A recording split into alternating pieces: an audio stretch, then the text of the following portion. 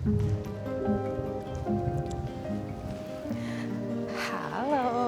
Hai hai Kak Zira, Anet. Halo Zira, salam kenal. salam kenal Zira apa juga. kabar? Alhamdulillah baik. Ternyata senyum kamu memang semanis kelihatannya di Instagram. Terima Auranya sepositif kasih. dan semenyenangkan itu in real life, in person. Alhamdulillah berarti Iya, kelihatan aslinya kayak gitu. iya betul. Oke Zira, I heard your story. Aku mendengar cerita Zira, aku juga walaupun aku belum sempat nonton filmnya kamu, cuman kalau aku bisa ingat ke beberapa tahun yang lalu, sepertinya ketika kejadian duka itu cukup menggemparkan gitu, dan aku ingat perasaan yang muncul di dalam hatiku itu tuh kayak kok sedih banget gitu, kayak ini pasangan yang baru menikah loh gitu kan. Dan di postingan sebelum-sebelumnya aku bisa ngelihat betapa Zira sangat bahagia, betapa juga almarhum kayaknya bucin banget gitu ya, Iya, sangat meratukan kamu betul. sebagai istri gitu. Dan kenapa sih kok kayak gini, jalan ceritanya kenapa harus kayak gini gitu, itu yang agak mengganggu pikiran dan perasaanku pada saat kejadian itu. Dan beberapa tahun bersilam, nggak nyangka aku bisa bertemu dengan Zira. Dan Senang juga bisa ketemu sama kakak sekarang. Zira adalah salah satu orang yang aku lihat, aku tahu perasaan duka itu sangat tidak menyenangkan. Aku punya cukup banyak klien yang berusaha gitu ya berdamai dengan duka, tapi aku cukup bangga dan cukup salut karena Zira bisa mengalihkan, kamu bisa menciptakan karya-karya untuk proses pemulihan kamu terhadap duka ini gitu. Dan hari ini aku pengen banget denger cerita dari Zira yang semoga ini tuh juga bisa bantu teman-teman yang mungkin baru mengalami duka Iya. atau udah lama mengalami duka tapi rasa sakitnya masih sama. Gimana sih Zira? Kamu masih sangat muda. Bagaimana sih kehidupan kamu di usia yang sangat muda mengalami duka yang begitu dalam? Dan sebelumnya aku pengen ngucapin terima kasih dulu sama kakak. Jujur ketika ada orang yang ngucapin terima kasih ke aku dengan semua perjuangan aku ngerasa terharu gitu loh. Kayak ternyata oh perjalanan ini tuh nggak sia-sia gitu. Emang kok aku belum apa udah nangis ya? Gak apa-apa. Karena tadi diucapin terima kasih, ternyata bentuk dari kalimat terima kasih itu dampaknya besar juga ke seseorang yang memiliki luka ternyata ya. Sekitar 3 tahun lalu kejadiannya itu sebenarnya bukan sesuatu yang bisa aku bayangin ya. Karena kan aku awalnya mengharapkan happy ending Betul. dari setiap kisah cinta gitu. Cuman ternyata happy ending itu nggak berakhir baik, tidak berakhir happy ending, menjadi ya mungkin sebenarnya happy ending, cuman aku belum sadar aja gitu. Berat sih sebenarnya untuk pada saat itu, karena kan Kak sebenarnya aku itu anak yang tumbuh sendirian. Abi aku udah meninggal dari aku kecil. Terus aku juga tumbuh ya, perekonomian keluarga aku tuh kurang baik pada saat itu sampai akhirnya aku dititipi sama orang gitu. Tinggal sama orang, mengalami banyak hal yang dimana aku harus berusaha dicintai sama orang. Aku harus serba bisa biar orang ada alasan untuk suka sama aku. Tapi menjalani hari-hari itu kan berat ya Kak, untuk terus menjadi sesuatu yang sesuai dengan ekspektasi orang. Sampai akhirnya ada banyak problem yang masuk ke hidup aku, masa remaja aku yang nggak baik-baik aja. Terus aku ketemu sama almarhum. Dia tuh kayak apa ya Kak, ibaratkan angin sejuk di hidup aku. Terus aku udah udah menghayalkan happy ending yang orang-orang punya. Aku punya keluarga kecil yang bahagia. Terus di pertengahan pernikahan juga aku kehilangan anak aku. Nggak lama dari itu aku kehilangan Bang Amernya. Itu pukulan yang sampai aku pikir Tuhan sebenci itu sama aku. Aduh. It's okay. Tapi ternyata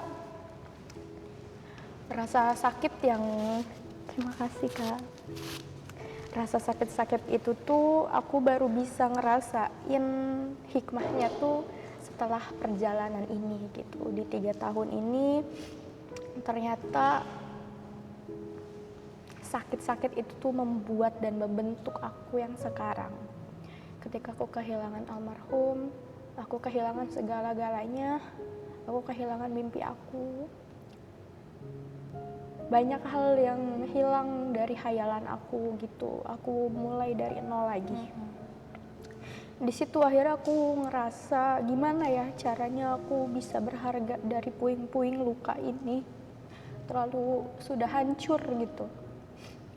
Sedangkan seperti biasa, aku selalu keras sama diri aku untuk bisa berguna, untuk bisa dilihat sama orang, untuk bisa mendapatkan sesuatu agar aku bisa disayang sama orang. Tapi semua itu udah hancur, gimana caranya aku berharga lagi gitu. Makanya waktu itu aku selalu bilang, kenapa waktu pas lagi gila-gilanya pada saat itu aku malah nulis, bikin karya. Karena menurut aku tuh satu-satunya cara aku yang bisa aku lakuin untuk menghargai luka aku. Kayak setelah novel itu tayang, banyak hal yang bilang kayak mempertontonkan kesedihan ini itu. Awalnya aku juga ke-trigger kayak apa ya aku ngejual kesedihan aku. Tapi setelah aku pikir-pikir lagi, aku bukan menjual itu, aku memberi contoh, aku memberi cara untuk orang-orang yang terluka di luar sana juga mungkin bisa ada temen gitu lewat tulisan aku gitu.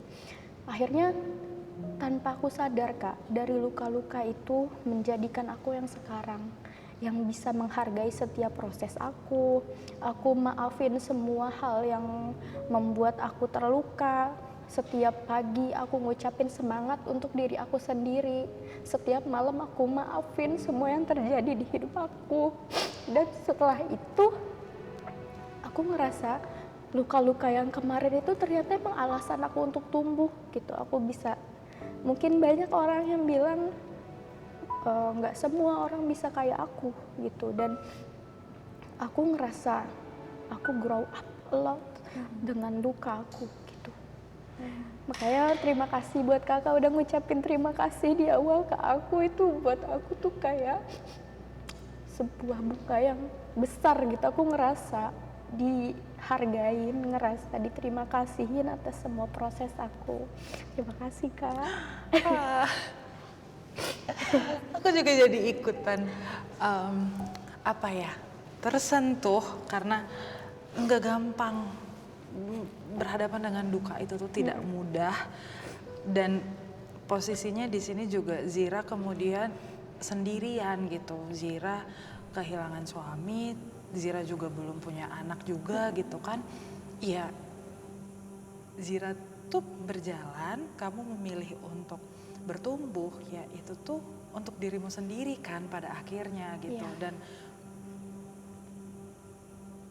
kamu berhak mendapatkan apresiasi setinggi-tingginya gitu. Karena alasan kamu bertahan itu tuh bukan orang lain tapi diri kamu sendiri. Dan itu tidak mudah, it's hard. Dan itu kayaknya masih proses yang aku harap Zira masih jalanin terus ya sampai sekarang, sampai nanti perjalanan ini entah membawa Zira kemana.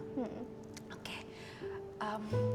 Dukanya udah 3 tahun, rasanya kayak gimana? Sebenarnya Kak, kalau luka itu menurut aku alasan setiap saat seperti hari pertama.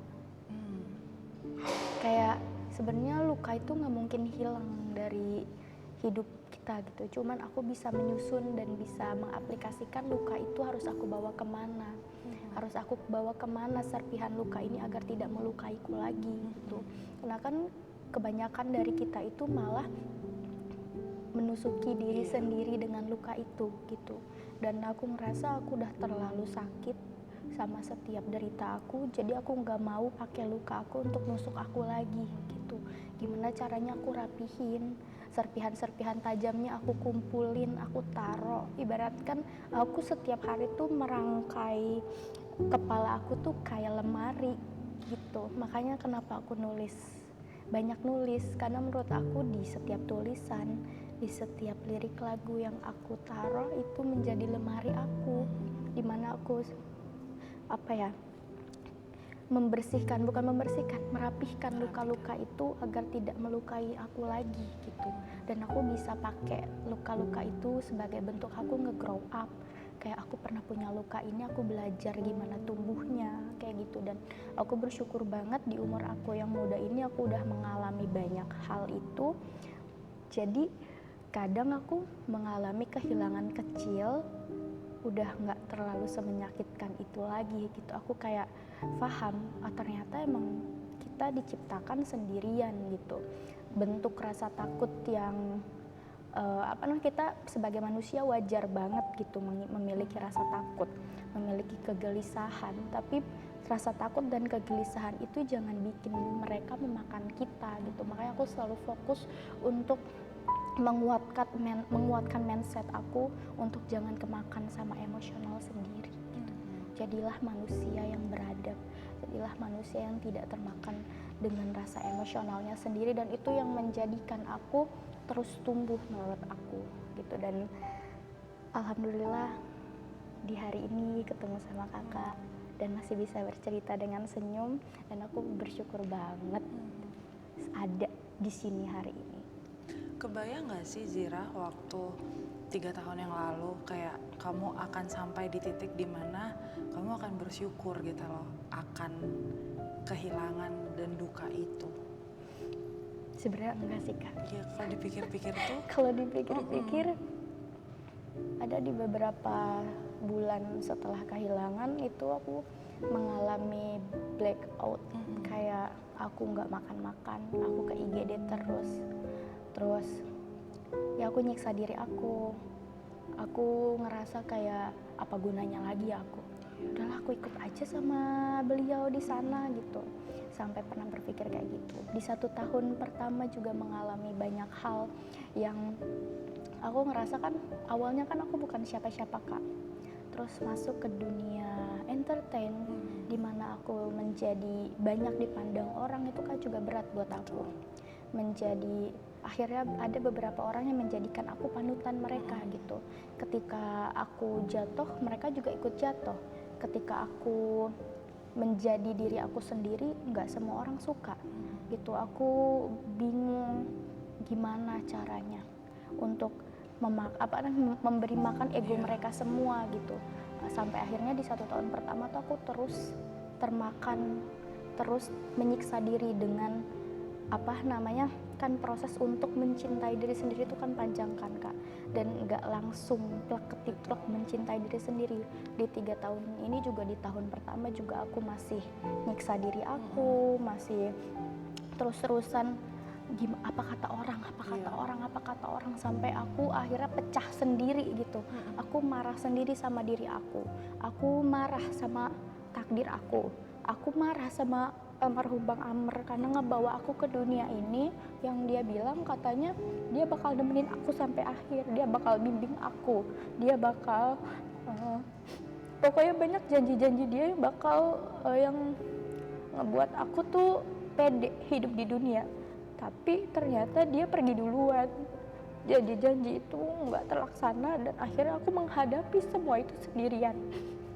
Jadi waktu itu aku marah juga sama almarhum karena padahal sebenarnya dia nggak salah ya, dia kan pergi tanpa seingin dia gitu. Tapi pada saat itu aku mencari sosok untuk aku bisa salahin, gimana caranya aku bisa tumbuh. Jadi aku ngebenci dia di tahun pertama, sampai pada akhirnya aku mengalami gejolak batin yang besar sampai aku sempat mau buka hijab, tapi kembali lagi. Itu berat banget. Di tahun pertama itu berat banget buat aku kak, untuk memproses semuanya. Terus kayak aku kan ada di yang mungkin kayak aku berhijab, di mana akhirnya banyak keterbatasan di hidup aku untuk terus berkembang. Banyaknya kata kalimat-kalimat dan komentar-komentar negatif tentang aku. Ada beberapa kalimat yang bikin aku sakit banget, kayak katanya kok almarhum nggak ada, kamu malah kayak gini. Apa namanya, jadi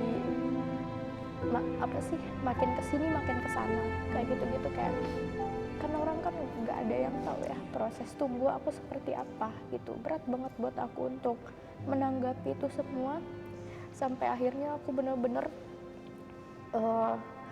fokus untuk aku nggak peduli deh sama omongan mereka. Sekarang yang harus aku selamatkan itu diri aku sendiri, mental aku.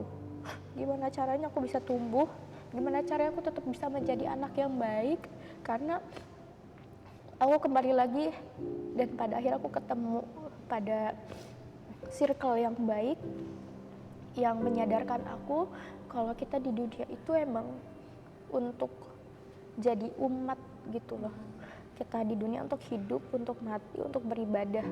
Bagaimanapun manusia itu tetaplah manusia yang akan terus merasa benar gitu. Jadi yaudah, gimana caranya saatnya aku mencintai diri aku. Dan kayaknya aku baru mulai untuk aware, benar-benar gak peduli sama omongan orang itu setelah 172 Days jadi film. Itu titik apa ya, titik akhirnya aku nggak peduli. Aku nggak peduli, yang penting aku bertahan sampai hari ini, aku nuntasin semuanya. Dulu juga aku nggak berharap ini semua bisa dilihat banyak orang. Aku nulis dengan hati, dan bagaimanapun nanti hasilnya terserah gitu. Kayak udah, yang penting niat aku baik, niat aku bukan untuk apa-apa. Udah kembali ke niat aku, dan aku jadinya nyampe sekarang akhirnya mulai aware ke diri aku sendiri, udah nggak peduli apa kata orang, dan aku lebih menghargai orang-orang yang ada di sekitar aku. Kayak aku udah tahu kayak keluarga itu first. Kalau mereka nggak nyaman, aku bisa maksudnya kayak apapun kata orang aku nggak peduli selagi keluarga aku ada gitu. Jadi alhamdulillah sekarang aku udah ngerasa punya boundaries sendiri, dan apapun kata orang terserah, itu hidup mereka, itu cara mereka berpikir, karena aku punya cara aku sendiri untuk bertahan hidup. Karena kayaknya akan selalu ada orang ya yang Betul. berkomentar gitu. Betul. Tapi di sisi lain mereka nggak berada di sepatu Zira gitu, mereka nggak tahu tuh. Dan ini mungkin kali pertama, atau mungkin untuk teman-teman yang kemudian dengar, oh Zira ternyata pernah ya mengalami blackout itu loh, black times itu gitu. Momen-momen 1 tahun pertama dimana kamu kalut banget gitu. Dan sebagai kemudian kamu orang yang dikenal di sosial media, kan gak mungkin ya Zira postingnya nangis, gak mungkin Zira postingnya galau-galau gitu kan. Sehingga yang Zira tunjukkan kan pasti yang baik-baiknya, proses tumbuhnya gitu. Iya. Tapi ternyata itu pun men-trigger orang-orang juga gitu. Kenapa kok kamu kayaknya baik-baik aja, kenapa kok move on-nya cepat dan lain sebagainya gitu. Betul. Tapi aku cukup happy karena akhirnya volume suara kamu lebih besar sekarang dibandingkan volume suara orang-orang di sekitar kamu yang kurang signifikan ternyata kan untuk kehidupan Zira gitu. Betul. Dan kayaknya itu kunci yang paling tepat dan paling baik untuk saat ini. Proses menulis itu Zira memang udah suka dari dulu? Sebenarnya emang dari dulu aku suka nulis, kayak dari SD kayaknya. Dari SD udah mulai suka nulis, terus SMP juga suka. Cuman dulu ya udah jadi hobi aja. Cuman alhamdulillah terrealisasi. Tapi menurut aku emang manifesting itu penting ya. Kayak aku tuh dari SMP selalu punya mimpi, ya udah nulis aja dulu. Baca aja dulu yang banyak, siapa tahu nanti jadi novelis kayak gitu. Dan apa yang kita lakukan hari ini tuh menentukan 5 tahun yang akan datang tuh ternyata betul gitu. Setelah aku pikir-pikir, oh ya waktu aku SMA tuh aku suka banget nulis, aku suka baca novel, aku menghayal aku jadi novelis. Dan setelah 5 tahun, 6 tahun after itu aku beneran jadi penulis gitu. Dan mulai, jadi dari luka itu aku menciptakan mimpi baru gitu. Dari terjunnya mimpi ternyata lahirlah mimpi baru gitu. Jadi ketika aku kehilangan almarhum, disitulah mimpi. Ketika mimpi aku hancur, disitulah mimpi aku tumbuh lagi gitu. Dan menulis adalah bentuk aku untuk meluk diri aku sendiri. Karena ketika aku nulis gak ada yang bisa ngejudge aku. Aku bisa sejujur mungkin, aku bisa ngeluapin apapun dalam tulisan. Dan itu ketika waktu itu aku juga ke psikolog, dan psikolog aku juga bilang, kamu suka apa, hobi apa? Waktu itu aku bilang, aku suka nonton drakor, aku bilang gitu. Aku nonton. Kata psikolognya, yaudah nonton. Terus abis itu aku ngerasa bosan. Apa, kamu suka apa yang benar-benar kamu banget? Arok bilang, aku suka nulis, yaudah kamu nulis. Dan ternyata aku nyaman di nulis. Ketika aku nulis, aku nemu dunia aku. Di nulis aku ngerasa aku punya kendali besar di sini, di tulisan ini. Ngerasa punya dunia baru, dan disitulah akhirnya kiat-kiat tangga perjalanan aku mulai ada lagi. Ketika semua punya kabut, dan ketika aku menulis, kabut-kabut itu tiba-tiba seketika menghilang, lebih clear. Aku bisa ngelihat tangga lagi, kemana aku harus berjalan, aku udah bisa ngelihat lagi lewat menulis. Betul, menulis memang jadi salah satu obat ya untuk orang-orang yang memang suka menulis gitu. Dan Zira karena memang suka menulis, jelas itu menjadi obat untuk kamu. Dan bersyukurnya obat untuk Zira ternyata bisa juga menjadi obat juga mungkin untuk orang-orang lain yang jauh lebih banyak gitu. Orang-orang lain yang mungkin mengalami hal yang serupa, orang-orang lain yang mungkin berada di titik yang sama tapi mungkin tidak sekuat Zira gitu. Dan kalau dipikir-pikir lagi, berat banget memang perjalanan Zira untuk bisa sampai di titik ini. Tapi Zira sendiri merasanya selain syukur, ada apa lagi sih? Ada rasa apa lagi dalam 3 tahun ini kamu udah mengalami jatuhnya duka, kemudian kamu juga mengalami hal baik juga gitu ya dari pencapaian-pencapaian kamu, kemudian pencapaian terbesar adalah kamu menemukan diri kamu sendiri gitu. Gimana kamu merangkum itu semua, kayak proses tumbuh ini tuh ada dari rasa sakit gitu? Menurut aku semua itu dimulai dari minus dulu, Kak. Dari ngerasa semuanya mati. Kayak semua, ibaratkan semua sendi, semua urat aku, semuanya sakit dulu. Semua itu dimulai dari ketika air mata udah mulai mengering. Ketika aku udah nangis dan air mata aku udah panas, udah kayak susah lagi ngeluarin air mata, tapi sedih banget gitu. Di situ sih, Kak, aku mulai terkumpul, aku ngaca ke diri aku lagi, aku ngaca ngelihat wajah aku, kayak kasihan banget sih lo ke diri aku sendiri. Kayak apa bentuk bahagia yang lo dapat selama lo hidup di sini? Gak ada kan? Gimana cara dapetin kebahagiaan? Ayo Zir, cari bahagia itu gitu. Aku tipe orang yang selalu bermonolog sama diri aku sendiri. Karena menurut aku itu cara, mungkin kan aku introvert juga. Jadi aku lebih suka ngobrol sama diri aku sendiri daripada aku berbicara masalah aku sama orang lain gitu. Makanya kadang aku menyelesaikan masalah aku sama aku. Berantem sendirian sama diri aku sendiri, mengalami semuanya ngerasa flat aja. Aku ngerasa ini kok flat banget ya, aku ngerasa nggak bisa seneng, tapi sedih juga nggak bisa sedih banget gitu, kayak semua flat banget. Itu bener-bener kayak aneh gitu. Aku ngerasa definisi kayaknya beneran deh, memang bakal ada di setiap kehidupan fase mati rasa tuh ada gitu, dan menurut aku itu fase aku. Tapi ketika semuanya ngerasa flat aja, emang butuh sesuatu yang gebiar lagi untuk aku, biar aku bisa ngerasain detak jantung aku lagi gitu. Dan memang pada saat itu aku mengalami banyak hal menyakitkan lagi dan lagi. Setelah kehilangan Amar, aku juga mengalami banyak hal yang menyakitkan lagi, dan itu yang menjadi pematik mati rasa aku. Aku ngerasa ketika kita mati rasa tuh kita nggak bakal dikasih bahagia lagi, enggak. Tapi kita dikasih rasa sakit lagi biar kita paham kita tuh hidup dan kita harus siap ngerasain semua rasa itu gitu. Dan semua rasa sakit itu yang malah bikin aku sadar. Aku jadi bisa ngerasain detak jantung aku bisa ngerasain oh ternyata aku lagi marah, aku nggak suka diginiin, aku nggak bisa diginiin. Oke, nggak apa-apa aku diginiin, tapi aku harus pergi dari lingkungan ini. Ketika aku ngerasa fase semua hidup aku ngerasa flat aja, ternyata Tuhan itu ngasih lagi rasa sakit biar aku paham, biar aku sadar aku manusia yang aku tahu aku nggak bisa diginiin. Oke, aku bisa diginiin, tapi aku nggak boleh ada di lingkungan ini lagi. Aku jadi paham dan aku jadi menghargai diri aku sepenuhnya gitu. Sampai saat ini istilah nggak enakan itu udah nggak ada di hidup aku gitu. Aku udah berani nolak. Aku udah berani kayak aku nggak bisa. Aku udah bilang kalau aku nggak suka sama ini. Dan itu semua berawal dari rasa mati dulu, Kak.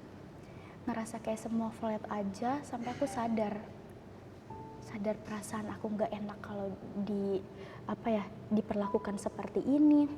Ngerasa aku kayak ini aku nggak bisa diginiin, aku bisa kok, aku berguna kok, aku punya caraku sendiri kok untuk tumbuh.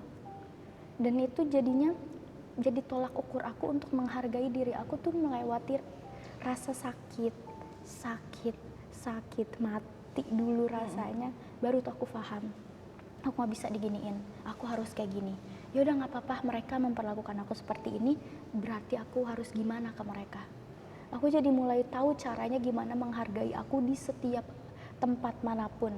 Itu di mana aku berada, aku jadi paham posisi aku sebagai apa. Aku di sini sebagai apa, peran aku apa di sini. Dan itu semua bermulai dari rasa sakit dulu, ngerasa semua flat dulu. Dan makanya menurut aku setiap orang harus ada di fase itu untuk bisa mengenal dirinya, bisa mencintai dirinya.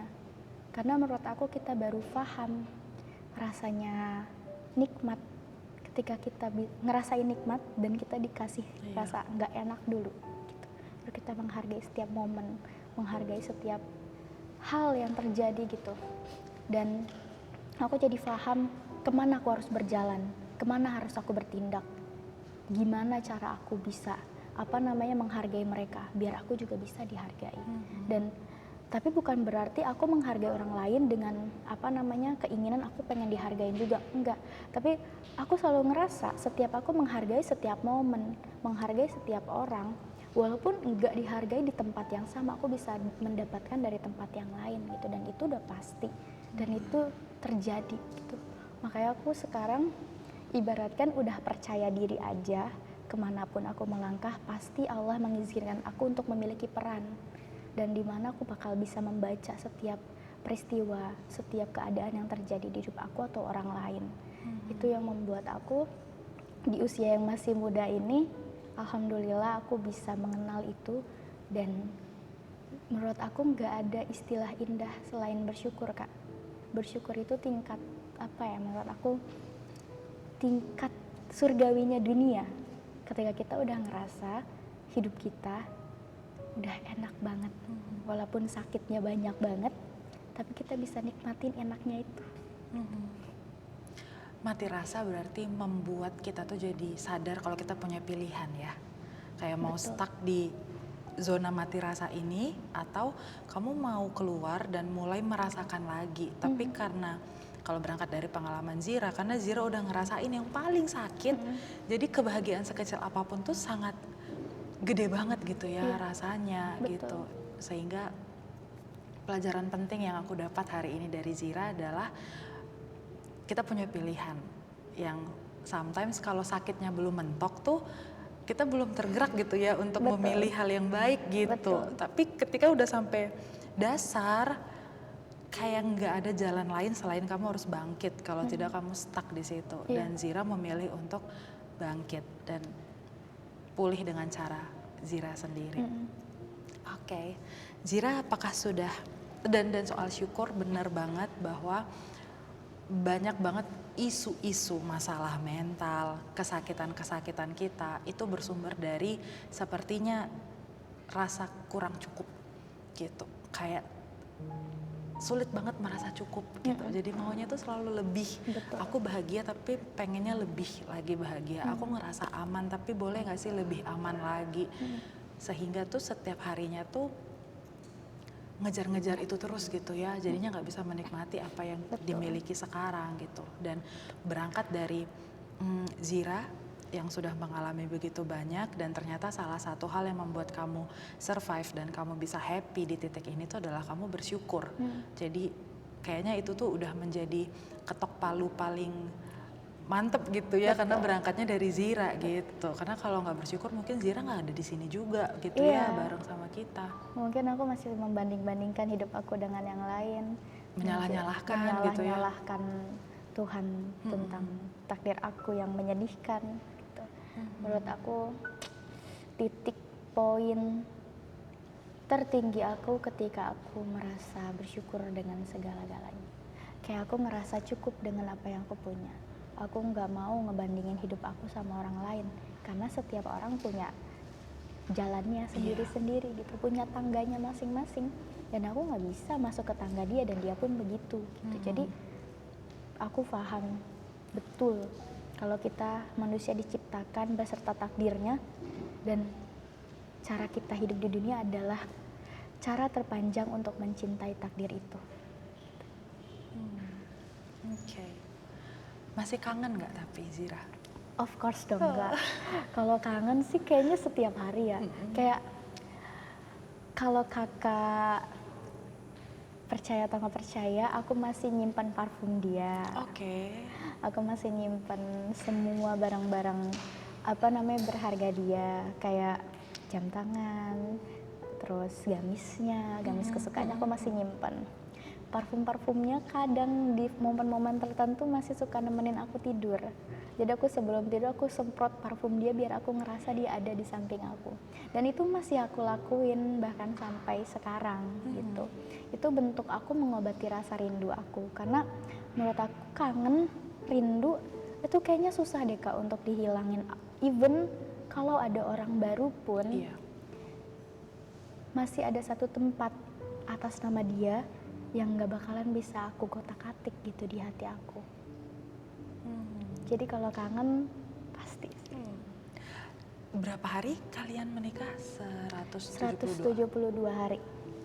Momen apa sih yang benar-benar Zira kan tadi membagikan ke aku kalau kamu berangkat dari lingkungan, kamu tumbuh besar dengan mempertanyakan keberhargaan diri kamu gitu. Dan dalam proses kalian sudah menikah gitu, apa sih momen yang bikin Zira kemudian kayak, oh ternyata gini ya rasanya dicintai, oh ternyata aku dengan apa adanya aku tuh cukup loh untuk aku dicintai nih sama orang kayak gitu.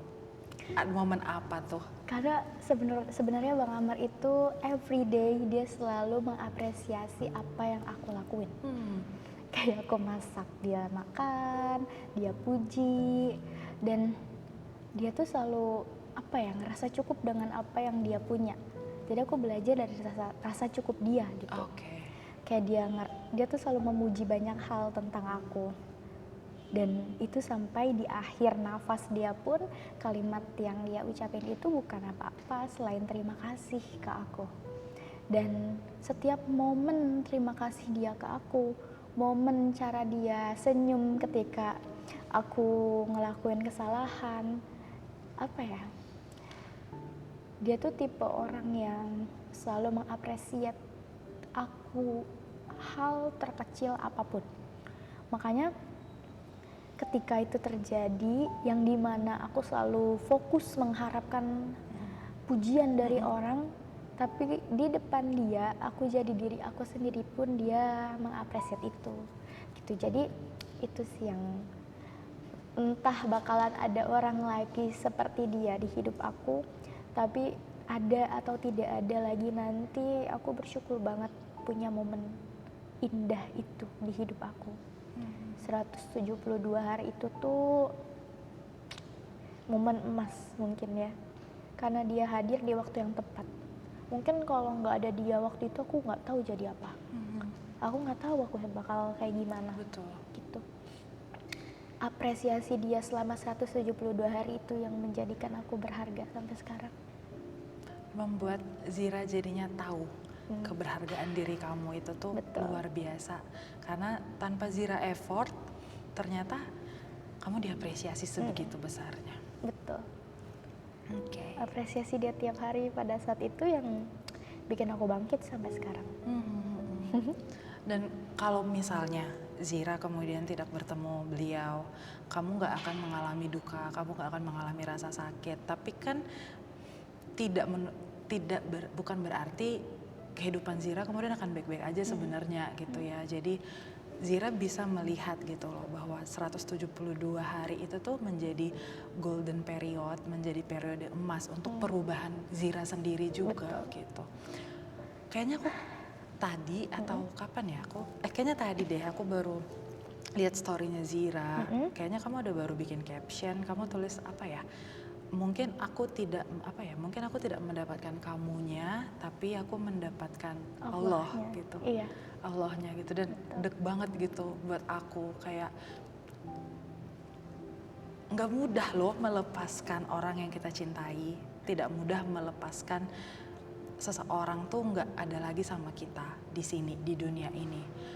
Zira mencapai banyak hal, kamu melakukan banyak hal yang mungkin dulu belum sempat kamu lakukan. Bahkan mungkin kamu dulu tidak terpikir bahwa bisa kamu lakukan. Betul. Tapi kamu tidak bisa membagikan ini pada orang yang mengajak kamu ke dunia ini gitu, ke circle ini gitu.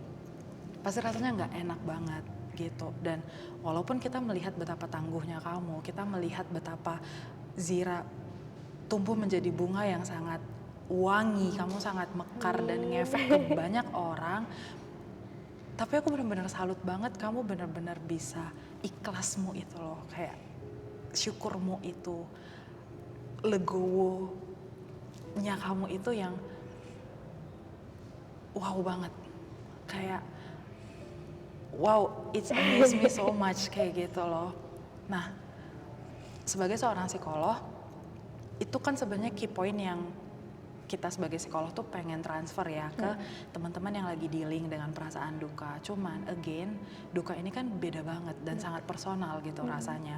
Dan tidak ada orang yang bisa memahami rasa duka selain orang yang memang juga sudah mengalami kedukaan itu sendiri. Nah, kalau dari sudut pandang Zira, untuk teman-teman yang mungkin mengalami perasaan duka yang sama, terutama kehilangan suami, kehilangan pasangan, Zira mau ngomong apa? Aku pengen ngomong kayak nikmatin aja rasa sakitnya sampai kamu paham di mana kamu bakal harus mengenal diri kamu sendiri. Menurut aku kita nggak perlu terburu-buru untuk sembuh kok. Kayak kita punya cara sendiri, dan aku selalu percaya Tuhan itu selalu memberi timing yang tepat untuk kita tumbuh. Jadi kayak ada orang yang berpuluh-puluh tahun baru bisa sembuh, dan itu nggak apa-apa. Ada orang yang 3 bulan udah sembuh, dan itu nggak apa-apa gitu. Dan kayak setiap orang punya kuatnya masing-masing, dan kita jangan nge-push diri kita untuk terlihat bagaimana di hadapan orang gitu. Fokus aja ke diri kamu, nikmatin rasa sakitnya, nikmatin sedihnya, nikmatin segala-gala proses rasa yang ada di hati. Karena menurut aku ketika kita udah ngerasain sesakit-sakit itu, turning point-nya sendiri yang bakal bawa kamu pulang gitu. Kayak bakal ada cahaya yang bakal nuntun kita gitu. Menurut aku itu sih. Karena kan kebanyakan dari orang kayak, "Kak, kok gimana ya bisa begini, gimana ya kok kakak bisa kuat, gimana ya." Sebenarnya kita nggak perlu fokus melihat bagaimana orang kuat gitu, tapi fokus aja kamu udah bertahan sejauh ini tuh, kamu udah sekuat itu gitu. Oke, misalkan aku hadir di hidup mereka yang mengalami luka-luka, sebenarnya bukan memamerkan bagaimana cara aku kuat, tapi sebagai bentuk dorongan mereka, kalian juga bisa kok. kalian juga mampu gitu. Dan kalian harus percaya sama kekuatan di dalam diri kalian kalau kamu tuh sekuat itu. Kadang kan Kak, kebanyakan dari kita itu merasa kita nggak kuat, kita capek, kita ini dan itu wajar.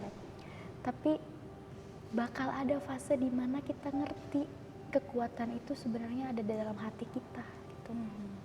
Dan makanya waktu itu aku nulis buku juga, judulnya Tak Kusangka Aku Sekuat Ini. Oke. Itu sebenarnya untuk rangkulan ke teman-teman di luar sana yang memiliki luka juga, kalau kalian harus sadar ada diamond dalam hati kalian dan kalian pasti bisa nyalain diamond itu.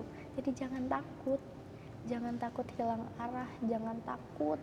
Allah itu selalu dalam hati kita gitu, Tuhan itu selalu ada. Dan aku selalu percaya, kenapa Tuhan gak ada di dunia ini, biar kita bisa ngerti keajaiban-keajaiban Tuhan. Gitu. Ketidakadaannya Tuhan di mata kita, itu membuat aku percaya kalau keajaiban itu nyata.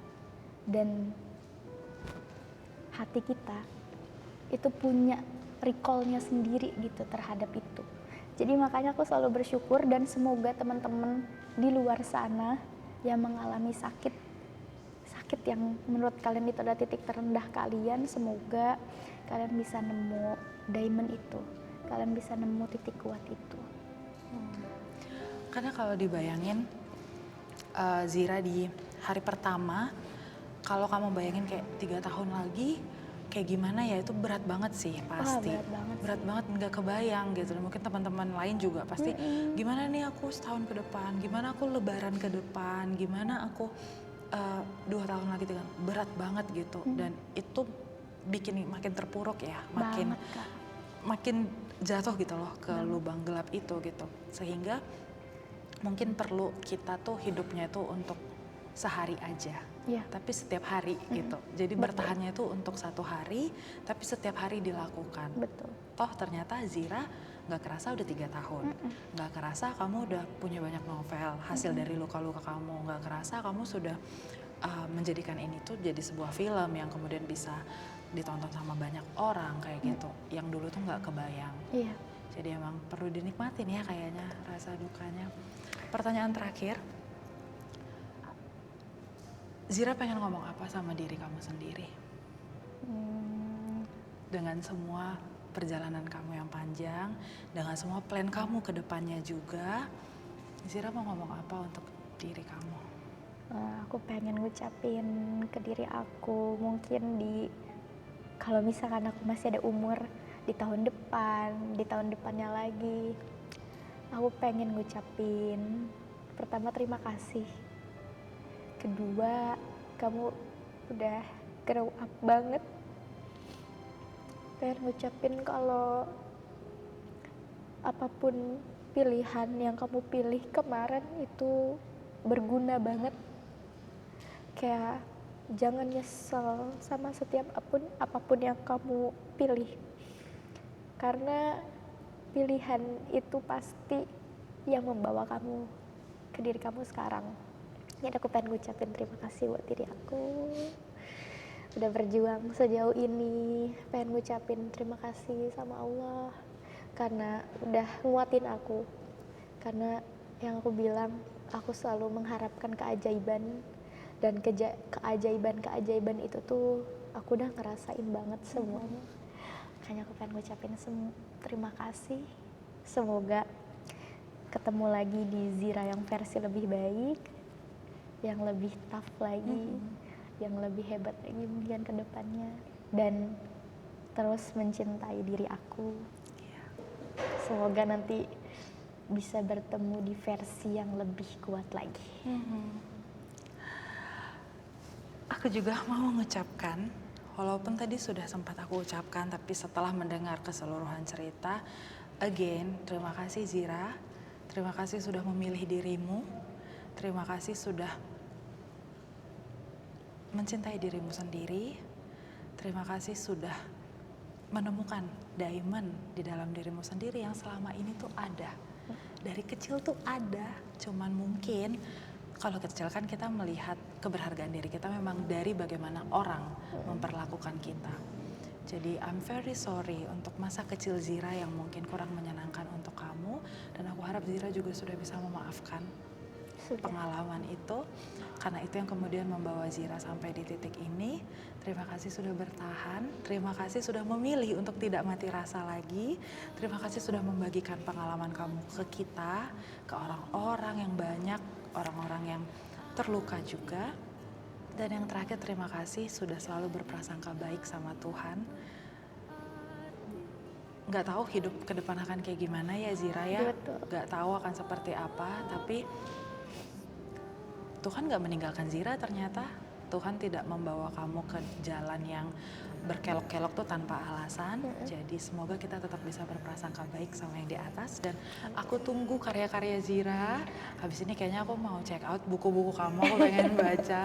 Terima Aku pengen kasih. melihat Zira bisa berkembang sebesar apa lagi, karena pot kamu sangat besar gitu. Jadi bunganya akan sangat besar, akan sangat banyak, dan I really cannot wait untuk melihat kamu tumbuh dan menjadi bukti untuk kita semua bahwa duka itu bisa ditransformasikan menjadi sesuatu yang jauh lebih baik. Jadi terima kasih. Terima kasih kakak. Terima kasih. Can I hug you? Terima kasih. Biarkan rebah pada tangisku, rangga rasa Setiap kali mengucapkan terima kasih sama diri kamu sendiri ya, karena nggak ada yang tahu perjalanan Zira selain Zira sendiri. Nggak ada yang lebih valid mengapresiasi kamu kalau nggak kamu. Masih nyala dalam dekapku semua asa yang kita rengkuh, dan tetapi dia mencari hatimu.